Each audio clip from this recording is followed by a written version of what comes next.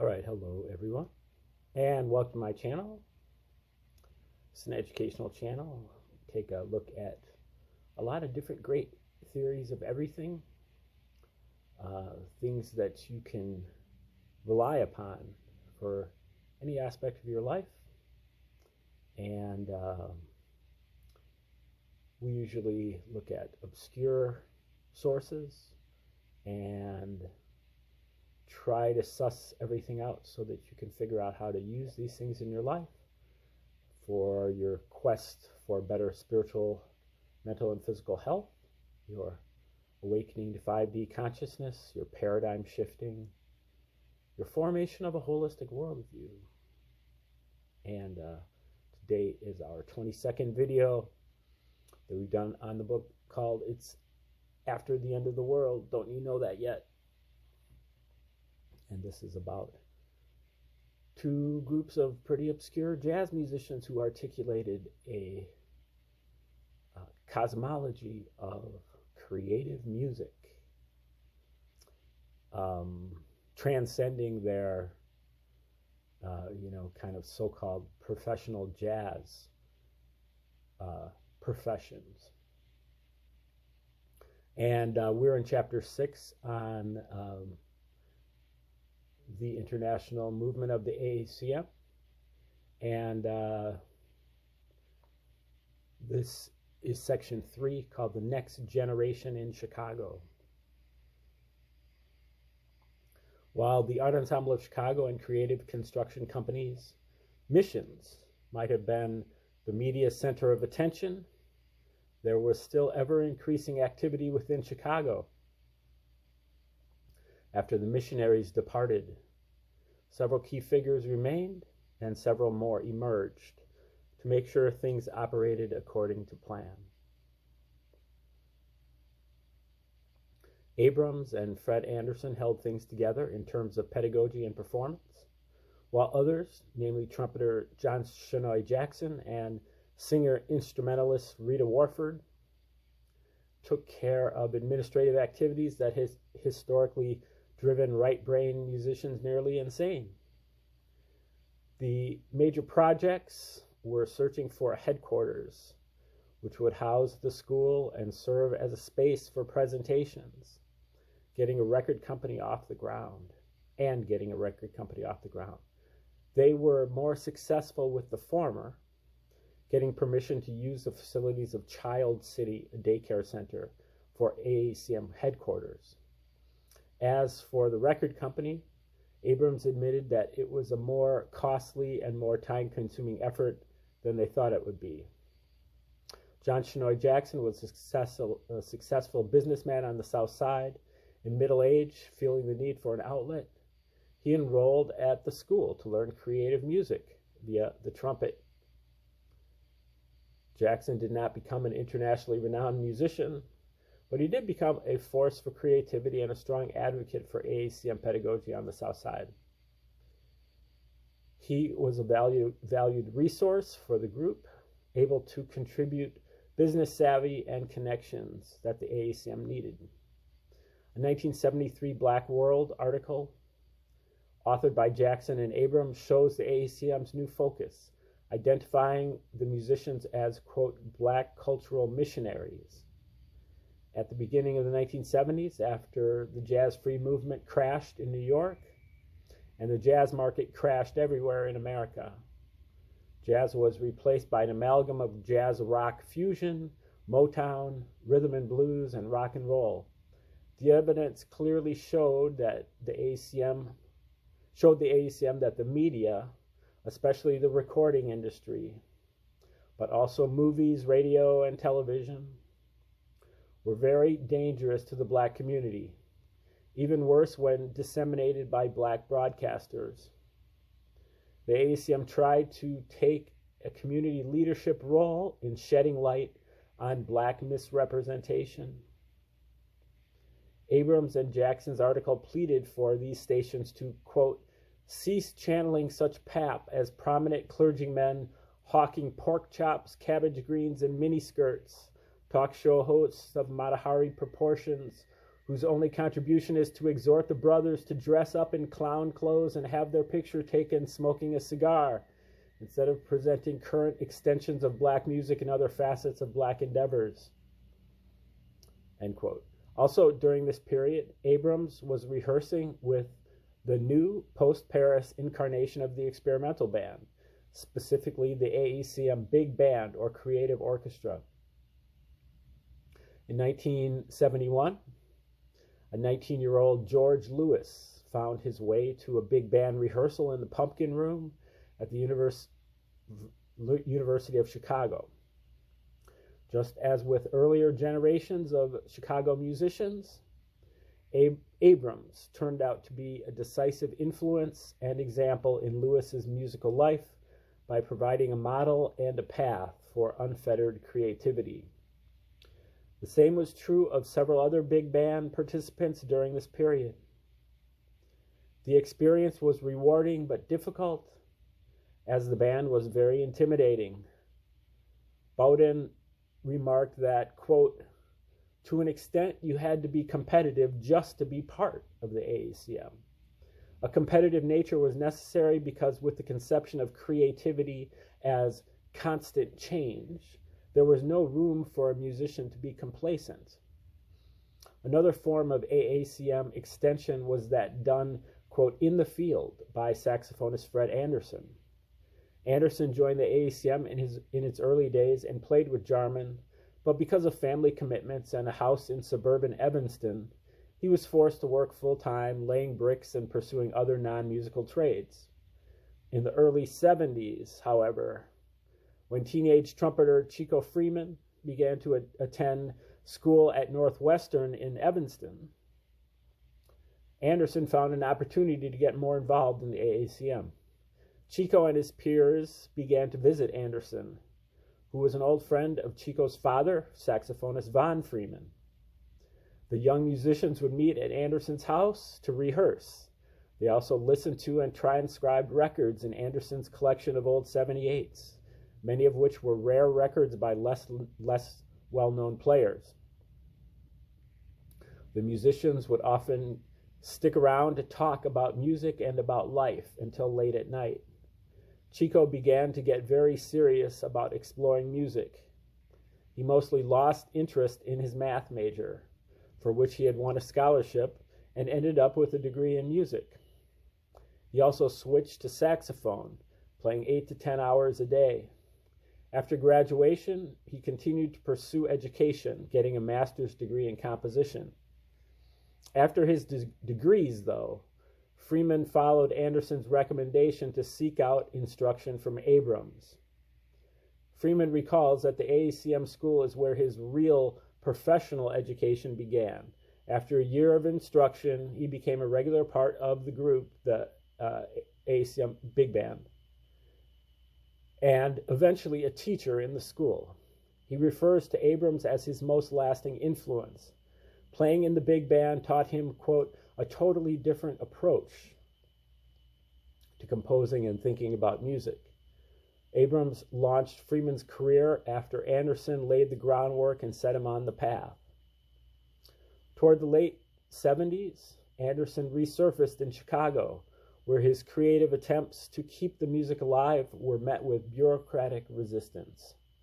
In 1977, in an effort to provide a haven for improvising players, Anderson opened the Birdhouse in Chicago. He, quote, heard about a storefront that was up for rent, so I decided to grab it. I always wanted a place of my own to practice and play, and a place for other musicians to come in and sit in. The idea was to have the Birdhouse pay for itself. The weekend performances would pay for rent, and during the week we could have workshops. We had original artwork on display and a phonograph at the back for listening. A theater group rehearsed every Monday night at the Birdhouse. We tried to do all these simple things and got a lot of flack from the city at the same time. The Birdhouse did not serve alcohol, unlike most other establishments in the area. Ironically, however, the fact that the Birdhouse did not serve alcohol is what led to its demise. The birdhouse, located in a German-American neighborhood, was shut down by machine politics. The police alleged, in effect, that since it did not serve alcohol, that the birdhouse must be a front for illegal activities. In spite of several months in court, the birdhouse, Anderson's beautiful endeavor, was shut down in 1978 as not in keeping with the machine or consumer-oriented agendas of the area. Moreover, Anderson cited racial antagonism, including BBs shot into the windows of the establishment. Anderson's troubles aside, by the end of the first decade of the AACM, it became clear that it was going to survive as an institution. The classes were in session. Dozens of the musicians had presented concerts in Chicago. Dozens more had played New York, and a few were even teaching at white universities. More than anything, this long-term accomplishment was due to disciplined endurance, the willingness to risk failure and suffering as part of the learning process on the path toward a creative world music. Born out of a strong belief in their mission and patient perseverance, AACM musicians succeeded in creating a scene for themselves in both American and world culture. It took years for the roots-based do-it-yourself movement to take hold, but eventually the musicians came to be in demand. In a way, they turned themselves into an alternative institution. As the new member of the AAC, Don Moyer, commented, the AACM started to receive recognition because they had paid their dues. Quote, one of the advantages of maintaining a particular position over a period of time is that gradually it became apparent that you are the people who are occupying that position. End quote. Greater demand, however, often meant more decisions, and more offers threatened to compromise the music. Moyer felt he had paid his dues when he set out the basic criteria for the AACM. We'll play if you pay us, but as an established group, we will no longer hustle and scuffle in order to perform. As it turned out, though, there was plenty more hustling and scuffling in store even for the AEC.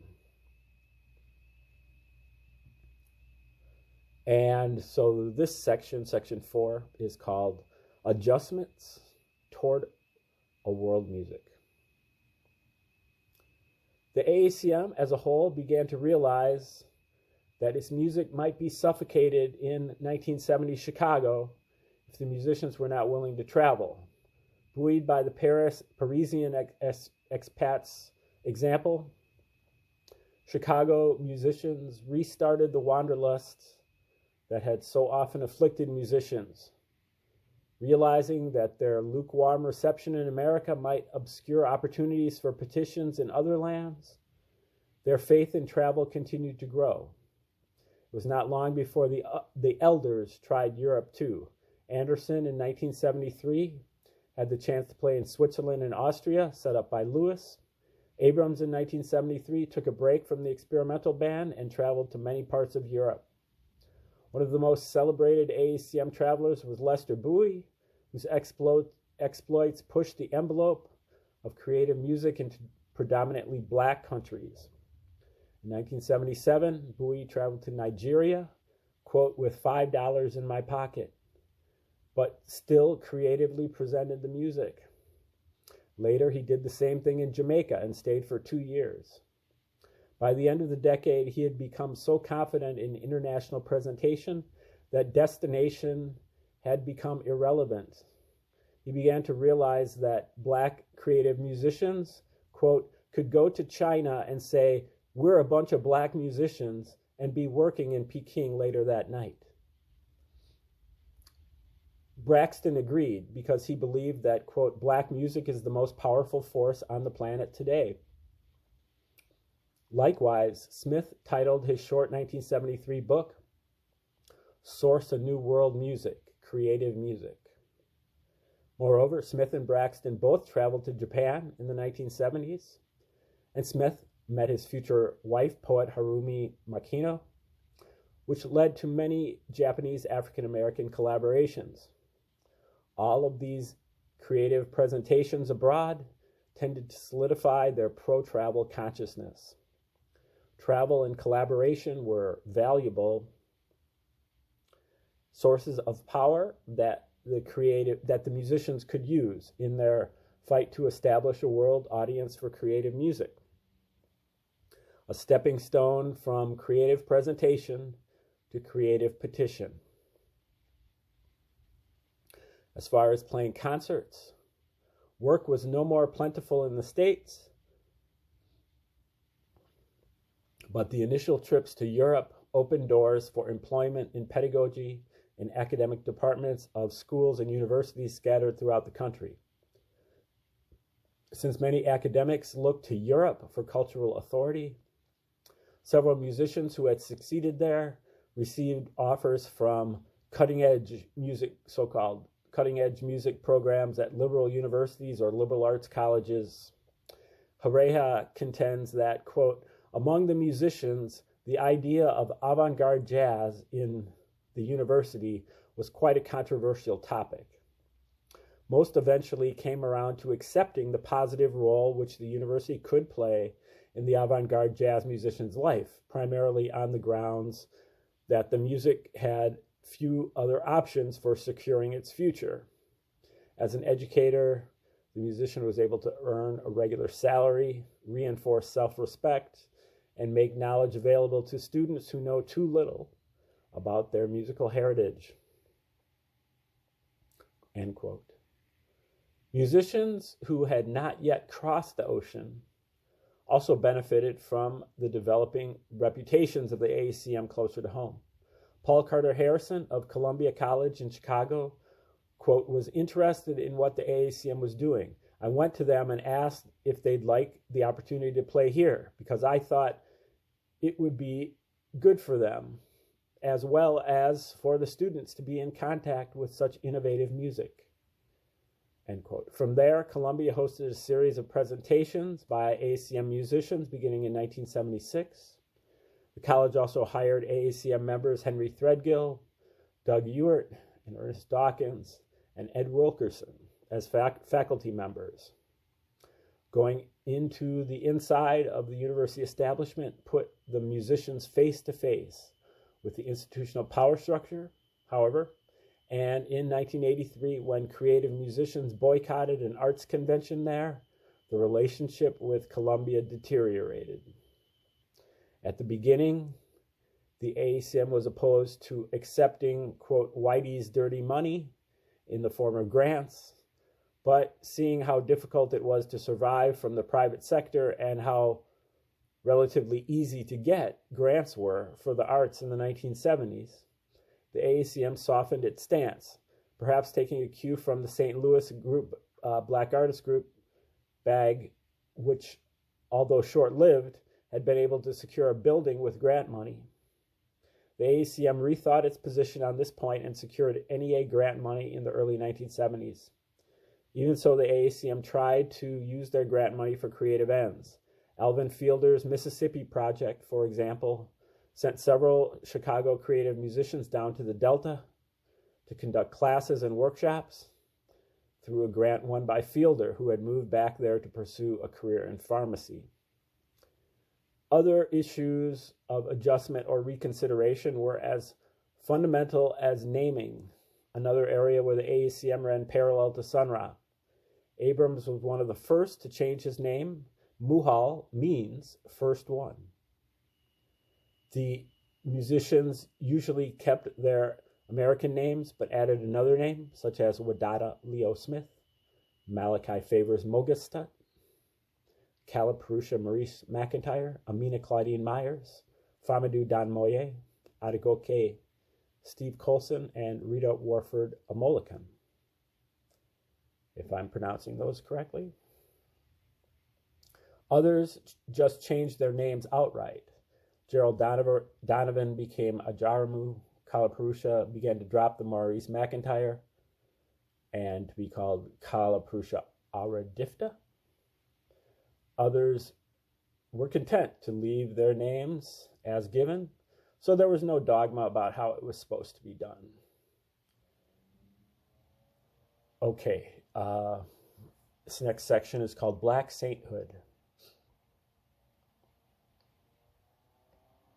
In 1976, with the foundation firmly in place laid by 15 years with the experimental band and the AACM, Abrams at 45 finally perceived it safe to move to New York, a place where you go if you want to get your music heard. Quote, where people come to buy for some reason they think that if it's from New York, then it's worth buying. Abrams recognized that New York was the best place in America for musicians, but only after they had developed a sense of maturity within a creative community. If a musician goes without that foundation, he risks suffering severe alienation. Even in moving to New York, Abrams' agenda was not individualistic. Very soon after his arrival, he established a New York chapter of the AACM. In New York, the AACM sought to develop itself as, quote, something more concrete with an international reputation. In short, it sought to turn the AACM into a creative institution. Such a goal often required playing the game of the establishment, but in the long term, it had the potential to spread creative music. Jenkins, who came to New York in 1970, admitted, quote, we left home and we came to New York, which is considered the international market. And when you do that, it's hard to have the same kind of togetherness that we had in Chicago. We try now, but we can hardly get together because everyone's doing so many different things to survive. It's very hard to get a meeting or anything going, especially on a regular basis like we did then. Bassist Fred Hopkins concurred. We don't have a school. We have not produced anything in terms of a concert lately, but we have been living through the ideas of the AACM. Abrams had no delusion about this phase of the mission. He knew he could stay in Chicago and have hundreds of meetings, but he also knew it was time to take another step to get the music into the world community, particularly the musicians community. He explained, quote, I didn't come here to New York looking for community. I came for business, the business of music. We already had a community of musicians, so we didn't have to come here to look for that. We're challenged to do things as individual musicians here. Your individual business as a musician has to be attended to. This is not a local situation. This is an international situation. End quote. From the start, Abrams and others in the other New York AACM musicians sought petition in the form of collaborations with musicians, poets, actors, and others to share with them the creative point of view. As he gained respect, Abrams joined numerous advisory boards and committees to get people, especially those involved with music, to believe in creative music. True to form, however, it was not long before writers began to speculate about internal tension in the AACM, stemming from Abrams's migration and an alleged dissension between different AACM branches. This mindset of constructing controversy for the sake of copy was also symbolic of the critical response to Abrams's work in New York, which had been most extensively documented on the Italian record label Black Saint. Black Saint was far more than a record label. It was a description of any one of a group of musicians fighting through layers of occupational hazards, doing things that were outside the boundaries of serious debate.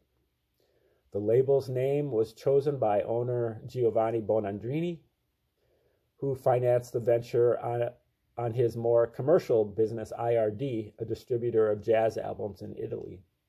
Bonandrini had been a collector since the 1940s and did not expect to make money from the Black Saint venture.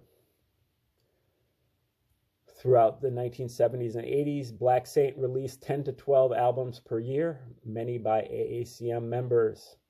For Bonandrini, producing these records is like a holiday. If you don't need to make money, this is a great gig.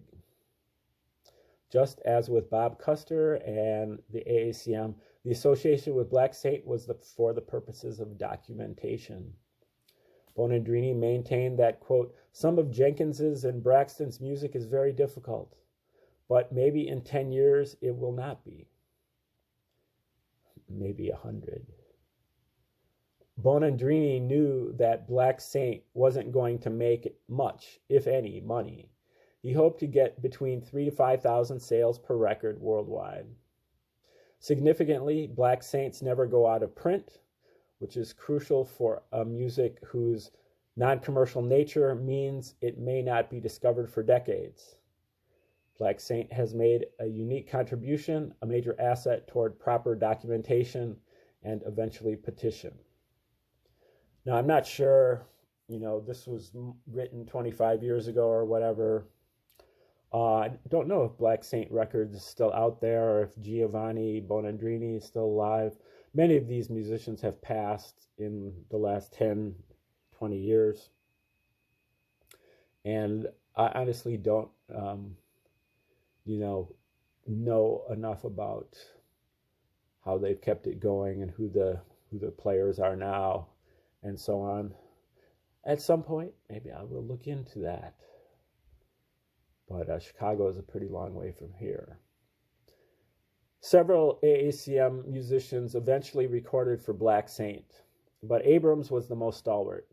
For Abrams, Black Saint worked because of its wide distribution and respectful attention to the details of recording without being overbearing. Between 1975 and 1989, he put out more than a dozen albums on Black Saint. And I definitely recommend those. Some of those are great albums there. Really, all of them are worth listening to. Here, focus on Abrams's releases helps to highlight aspects more generally represented in the AACM's mission. Particularly, it samples a wide array of hidden institutional biases to creative music. Okay, I think we're going to stop right there, and we'll get into going into some of these Black Saint records that Mulhall Richard Abrams put out in the 70s and 80s. And then we'll probably finish chapter 6 tomorrow, and then there is an epilogue. And then there is an appendix. So we'll probably get into the epilogue tomorrow and maybe finish that, and then move on to the appendix later in the week. All right. Well, thank you for tuning in today. Again, if you'd like to get a copy of the discography of this history, so you can learn about the names of some of these different records that they used to document their movement, and then you can pay the musicians and get some of this into your library. Just send me $1 or more to my Venmo or Cash App listed in the description, and I'll be happy to send you a copy of the discography. All right. Well, thank you for tuning in today, and come back tomorrow to find out what happens. And have a great day.